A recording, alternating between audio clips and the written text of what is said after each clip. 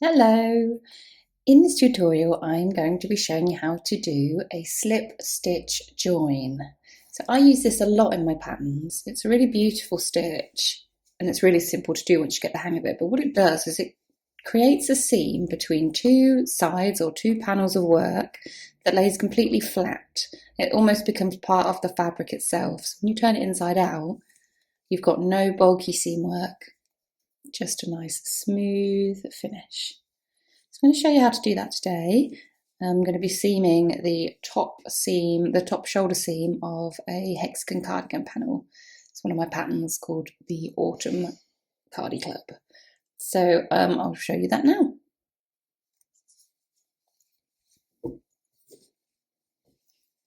So this is the side of my hexagon cardigan. I am going to be seaming these two top seams together today to create the shoulder and top of the sleeve. I'm going to show you how to complete this stitch whilst doing that. This is my joining yarn. I'm using a nice contrasting colour. This is actually a Christmas cardigan for my daughter. So we're going for full-on candy red and white. So to start a slip stitch join, you first need to line up your two pieces of work or whatever it is you're seaming so that the chains at the top correspond. So nothing too complicated there.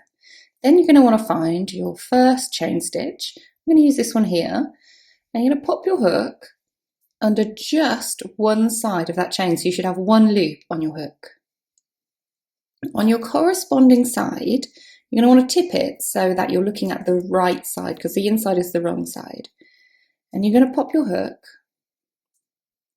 into that first chain, again, the corresponding chain on the other side. But again, you're only going to take one of those loops, and it's the bottom loop. So on the side nearest to you, you're taking the top loop of your chain, and on the side you're joining to, you're taking the bottom loop of the chain.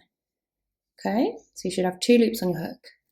Then you're going to pull up your yarn, pull that through both. Takes a bit of a twist, pull it all the way through, and I tend to just knot this, just knot it in, just one knot.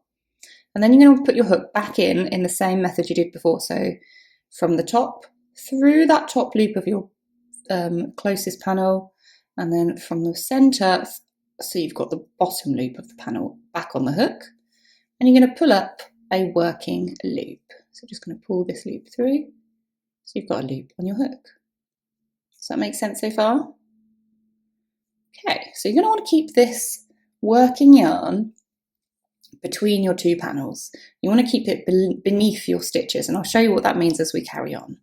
But for our first stitch, what we're going to do is we're going to take our hook, we're going to find our next chain, which is just here, and again we're going to pick up just the top loop of it.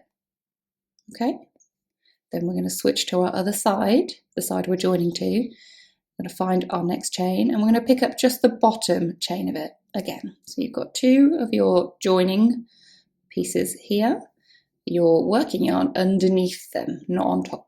Okay, so then you're going to yarn over. You're going to take this yarn over through both of those pieces you're joining. So you've got two loops on the hook, and you want to keep this fairly loose. You don't want to go too tight because it can really mess up your tension. You're then going to take that loop you've just pulled up underneath your original working yarn. So you will have what looks like a little chain stitch, and it joins those two together. So we're simply going to repeat that all the way along the row. So we'll do it one more time. Take your hook, find your next chain, pop it underneath the top loop of that chain. Yarn, working yarn down, find your other piece. You're going to take the bottom loop of that chain, two of those loops on the hook. Yarn over, take that through both of your joining loops. Then take it underneath the previous chain. You've now got two slip stitch joins, and you're going to work it like that all the way along this row.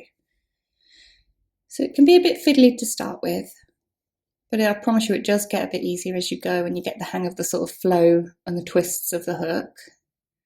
And then, yeah, like I say, it's one of my favourite joining methods because it makes your seam part of the fabric, but it also kind of makes it part of the design because you end up with like a nice sort of stripe going through whatever you're working. And it doesn't have to be a contrasting colour, but it still makes it look, I don't know, more of a professional finish in my opinion than just sewing the sides together. So I'm going to go through that again with you now. You take your hook, put it underneath the top loop of your next chain. Working yarn down, take your hook and put it through just the bottom loop of your next chain. Yarn over with your working yarn, pull it through both, it's a bit of a twist, and pull it underneath your seam chain. One more time, pick up that next loop, pick up the bottom loop of the opposite side, yarn over, through both of those, and underneath your seam chain. I'm going to work all the way to the end of this row, and I'll pick it back up near the end. Okay, welcome back. So like I said, I've just completed almost the whole row of this slip stitch join seam. I've actually got 1, 2, 3 more stitches to go on this seam, so I'm going to do those with you now and then show you how we finish off. So again, we're going to take our top loop of the bottom chain and the bottom loop of the top chain, yarn over and pull that through both, and then take it underneath your shoulder seam.